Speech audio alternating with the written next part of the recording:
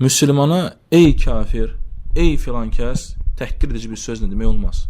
Allah Resulü sallallahu aleyhi ve sellem buyurur ki: "İza ekferer raculu ahahu faqad ba'a biha ahaduhuma."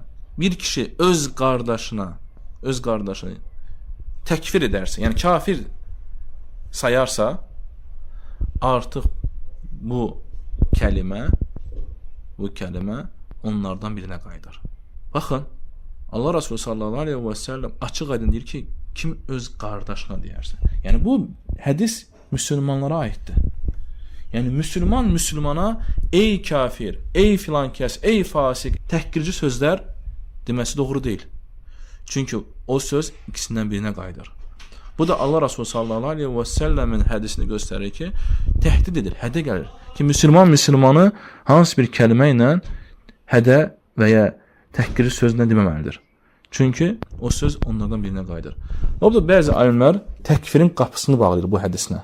Ki filan kəsə təkfir etməməlidir. Ey kafir. Yəni hansı bir müəyyən bir gördüyümüz bir şeyə görə, hansı bir küfür ya hansı bir günah, o şeyə görə dərhal biz kimisə deməməliyik, filan kəs kafirdir. Filan kəs budur.